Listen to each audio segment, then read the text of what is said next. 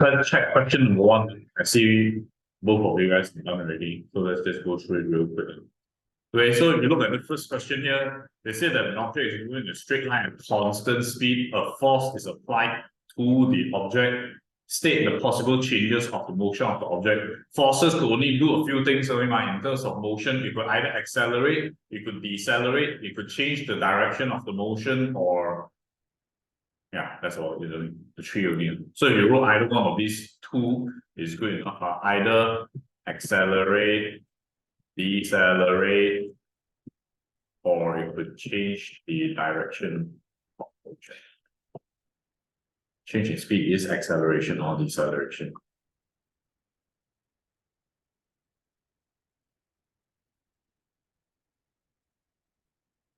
Either one, okay? I mean, either two possible changes in the motion. So then after that, you're asked to calculate the acceleration. Acceleration is a very straightforward formula, v minus u over t, right? In this case here, it will be like 60 minus 0 over 16, right? Which you press into your calculator will be how much? 3.75. Okay, good. Make sure you write the unit down. Okay. Then after that, the next part they ask you to calculate the average speed, right? The average speed, same formula again, no? What's the average speed formula again? What's the average speed formula? Huh? Distance over time. The total distance over the total time for average speed, which in this case it will be 100 over 1.85, which will be 54. Is it 54? What's the units? Good. Okay. Now after that, last question here, they ask you to suggest why the skier bends his body as shown in figure 1.1 here. What's the reason? Good. So yes, two reasons, right? Either to decrease air resistance acting on the body, or you could say to lower the center of gravity for more stability. Either one. Anything more people. Okay. If intensive class of physics. No, we don't have enough students. Unless you want to bring all your gang. Your gang. No. Saturday. Oh.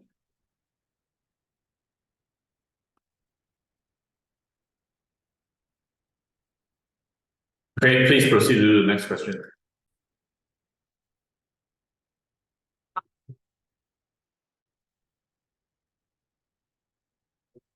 Hey. Okay,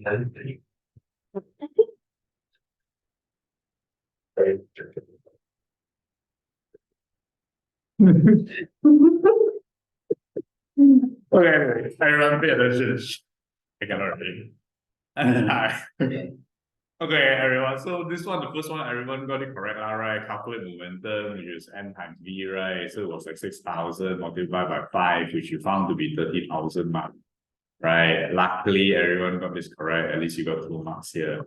Then, after that, the question says that the truck collides, their buffer compress, and they bounce off each other. What does this statement mean? What kind of collision is this? Elastic collision means to say they're bouncing off each other, right? Then remain undamaged, blah, blah, blah. And after that, they say after the collision, truck B has a momentum of 27,000. They already said after the collision, the momentum is this already. So shouldn't this be the MV? And then what's the formula for impulse again? Wait, what's the formula for impulse? And what? Again. Because MV minus M over MV minus MU is impulse. Right. So since I know that initially this thing was not moving, right? Yes, then I know that this part initially for sure 0, right? So it will be literally 27,000 minus 0, right? Which is still going to give me 27,000, which is going to give me kgs meters per second. Yes. Yes.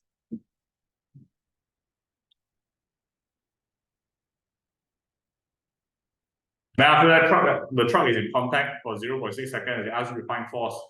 After change in momentum, how do I find force? What's the formula? F what? Equals to what?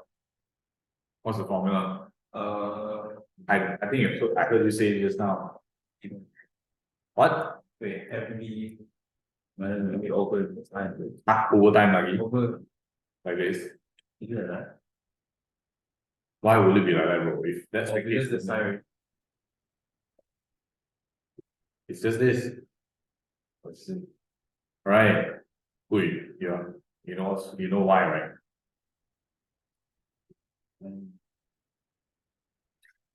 You tell me why. I at least said this the revision at least 10 times in both your equals to M. Okay, good. The time that goes through A equals the acceleration. Which is V minus U over T.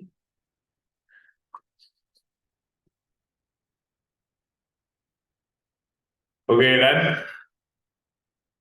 And how? And multiply and Yes, then bring T over. yes, very good. Bring the T over to get this. Oh. 死你都跟我记得这个啊，我跟你讲，一定出来啊。And that if I'm looking for a horse here right now, what do I do? What do I do? Okay, then.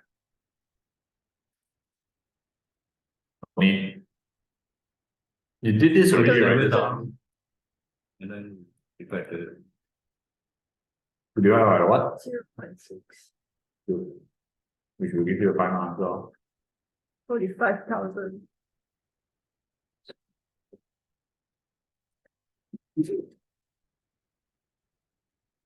Okay, then after that, next.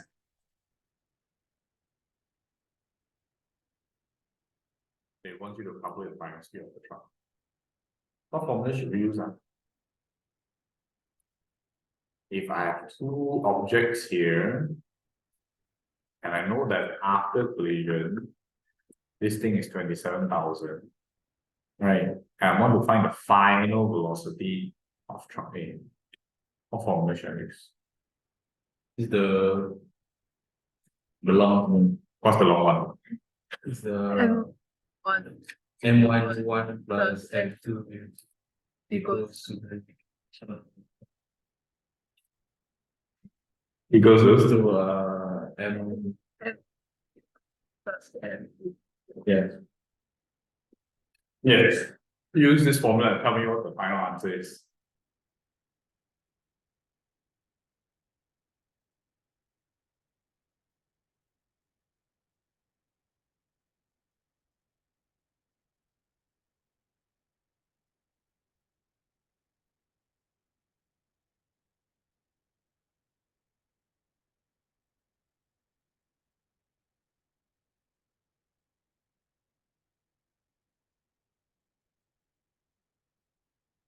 What's this? This one? So substituting here, Yeah. wouldn't you think that this and this is not the same thing? It's not. Is it? It's definitely not.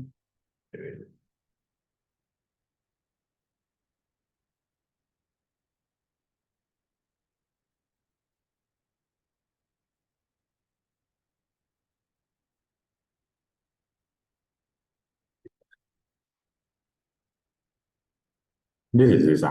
Okay, I'll This one? this is it?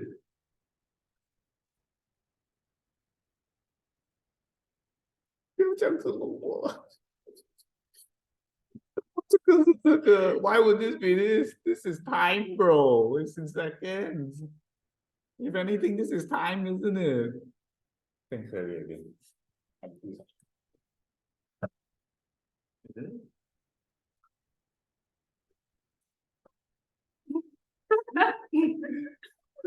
Equals in one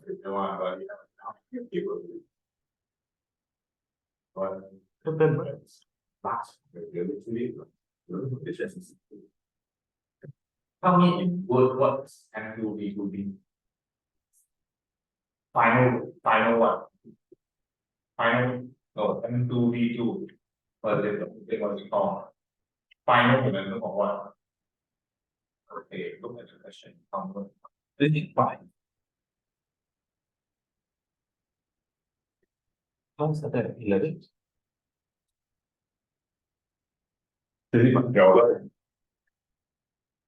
Division. Maybe this one.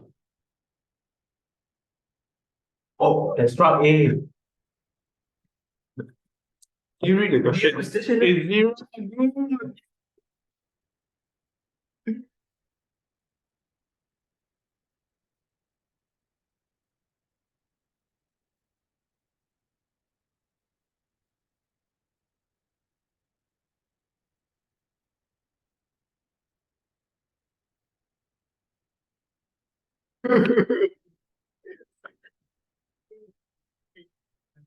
Do voice. You want to try again? Tell me what to do. Guys, first and foremost, right? I want to say that which one is your max one between these two? 5,000 and 6,000. Okay, so this is your M1 and this is your M2, but this is A and this is B. So this one is the M1. This is M1. No, This on one the is speed of truck A. Oh, M1. This is M1. Then it's M2. But this is A and this is B though. Okay, never mind, it doesn't really matter. Let's assume I do it your way now. Okay. So you assume that this is 1 and this is 2 here. Okay. If I do the formula lah, which is M1U1 plus M2U2, initially I want to find this that is it's not moving, right? So I straight away just write a 0. Yes. Because anything times 0 is going to be 0, right? Then this one here is literally going to be 6,000 times 500 lah. Sorry, times 5 lah, which is 30,000, right? Right. Is equals to my M1V1. Right now, can you tell me what's the name of M1V1? Like the full word. What's it called? Final one. Final Final what? Final momentum of truck. Good. So how much is final momentum of truck B?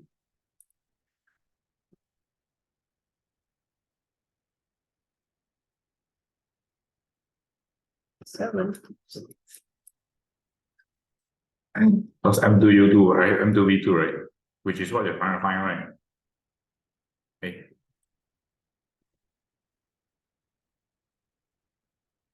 How is V2?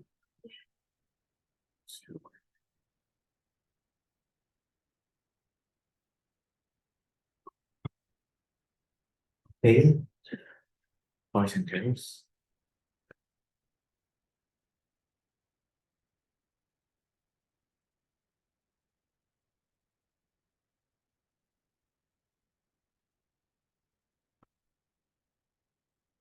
Okay, proceed with question number 3.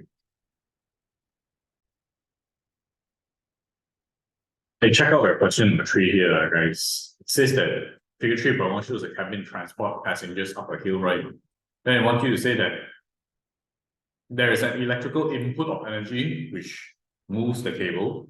Place 2 ticks against the type of energy increases as the cabin moves horizontally at constant speed. So first and foremost, if it's moving horizontally, would there be any gain in gravitational potential energy? So these 2 is for sure out already, right?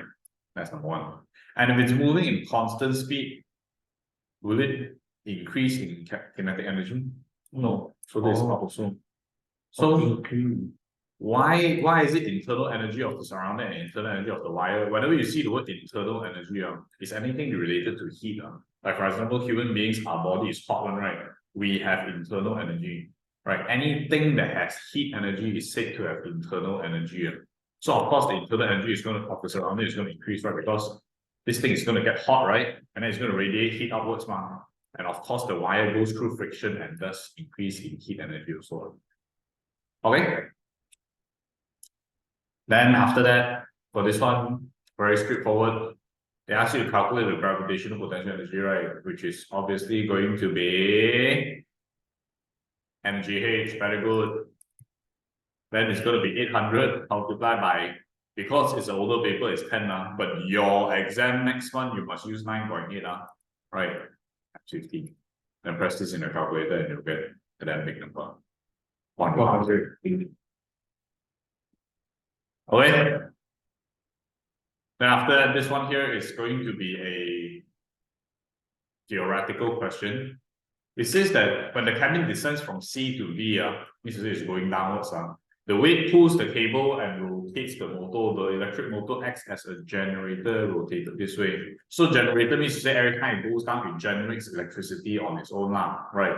Explain the environmental and economical benefit. Environmental is like what's good for the environment. For example, if it goes down and generate energy, then it's considered a renewable energy, right? And if it's renewable energy, you're going to say something like, this form of renewable energy does not generate any, what's it called, greenhouse gases. So this is number one, right? Then number two is, the state asks for economical benefit also, right? In terms of monetary wise, why is it good that when it goes down, it will automatically generate electricity? How is it good? Yeah, it saves electricity and reduces the need to produce electricity, right? So this obviously lowers operating costs, right? This form of energy generation reduces the need to generate more energy and reduces the cost of operation. These lines. Then you're good to go with it.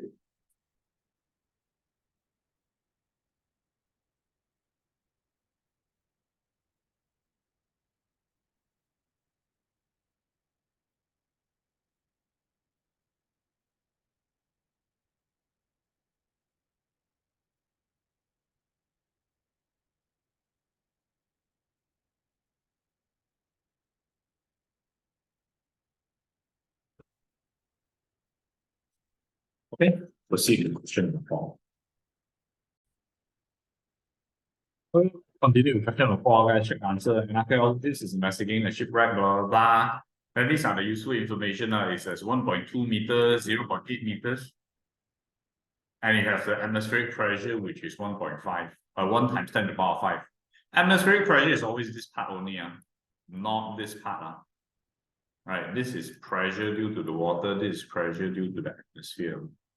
Then I say that the density is with this amount, and I ask you to find the pressure of the lid of the box due to the seawater, which is obviously going to use the rho GH formula, excellent, which is going to be 1020 multiplied by 10 multiplied by 15, which you'll get 15300.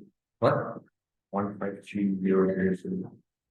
In terms of standard form? 1.5 times 10 times 10 to the power 5 units. Pascals. Excellent.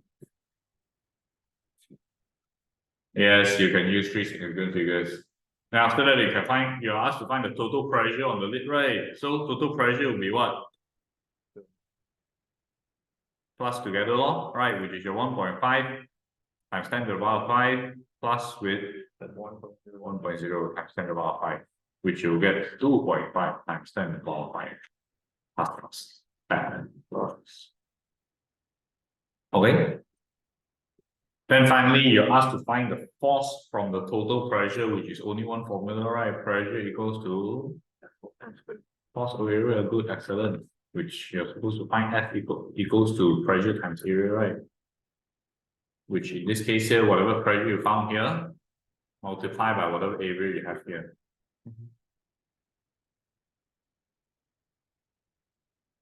Then you get the answer. How much is it? The pressure is the Yes, the total pressure. As stated from the question. How much is it cost? Standard form?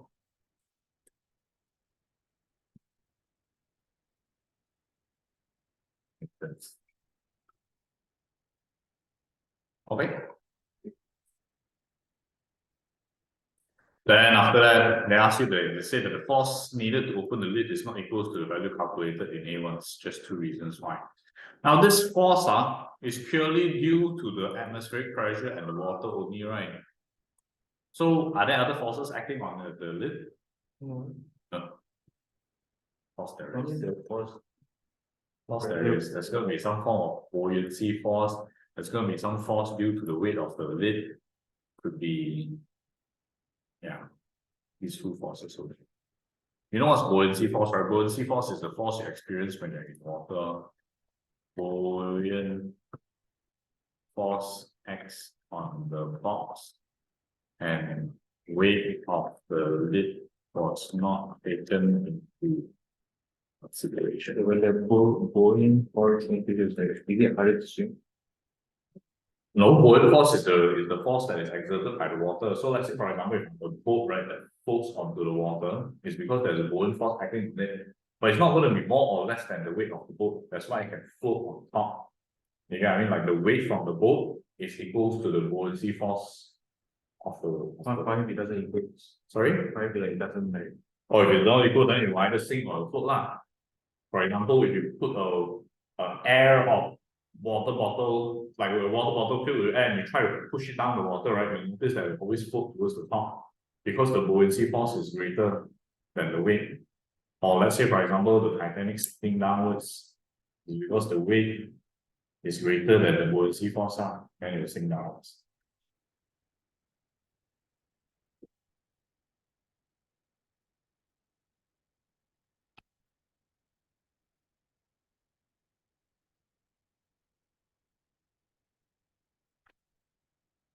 Okay, please continue with question 5. Check question number 5, guys. It's a very straightforward and easy question. They explain which pan has a greater rate of evaporation. Obviously, the larger pan has a greater rate of evaporation because it has a larger surface area. Bad, easy. Apart from the temperature at which it occurs, state how boiling differs from boiling. Boiling occurs.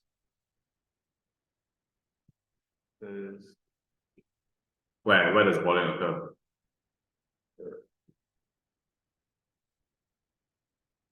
Apart from the temperature. I said that like evaporation happens on the.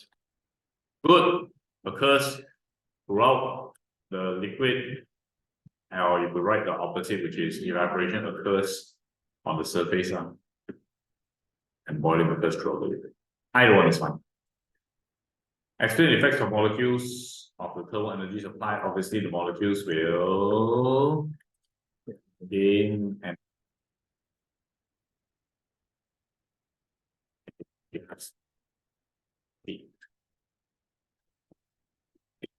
okay.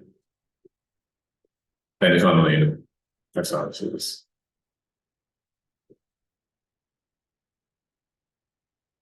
Quick, we can do it. Then we will finish class. Check a final answer for question number 6. Bro. I don't know. Maybe algebra. Oh, do I have to move this? Yeah, because we measure in angles and not sine. But anyways, it's okay, guys. First and foremost, I think most of you got this correct lah. How much you write? 35 or 55? Good, very good. It's supposed to be 35. Okay, right. Then from here, most of you guys know how to do the calculation, right? You're supposed to use the n equals to sine I over sine r, ma, right? But once again, I want to highlight that your I will always be the one in air and your R will always be the one in glass, guys. Many times I've said already. But if you still get it wrong, then honestly, you deserve it. Right? From here, then it will be sine I, which is the one I'm looking for, X, I don't know, and over sine R, which is 35 here. Then according to your calculation, you'll get something like this, right? Sine 35, right, over sine X. Then I think you'll get sine X equals to 0.69, 89. So Then after that, your X will be like shift sine 0.89, and you'll get an angle of 62.9. Well, I think it's 63.5. How much do you get?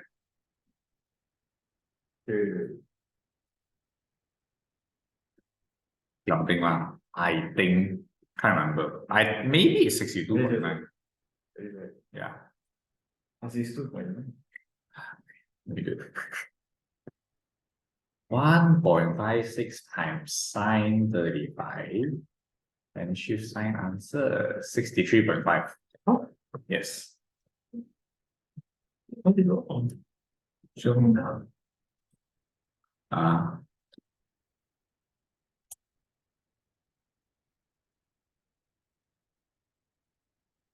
Because, like I just said, whenever you do a calculation, the one in glass will always be R. The one in air will always be I.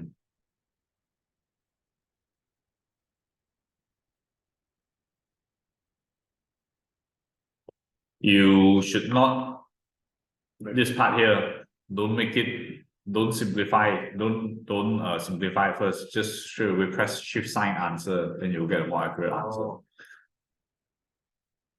Okay, say what is meant by critical angle? And B plus. Oh. What do you write? Angle of incidence where the angle of incidence where the difference angle. What do you write?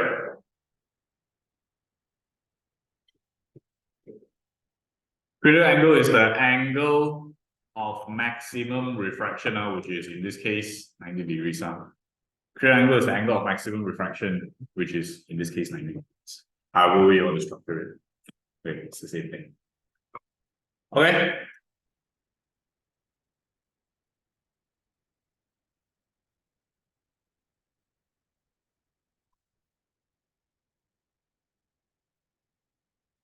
Then after that, they ask you to calculate the critical angle, right? Which this time you're going to use the formula, right?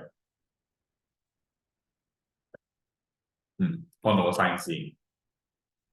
Which in this case here will be 1 over 1.56 equals to sine C, and your C will be 39.9.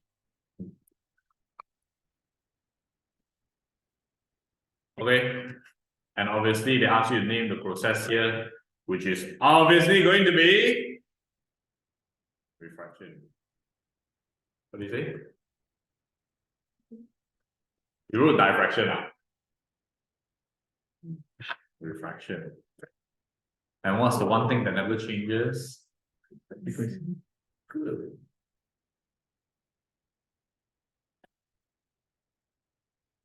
Okay, guys, please go back home and do the rest of the questions.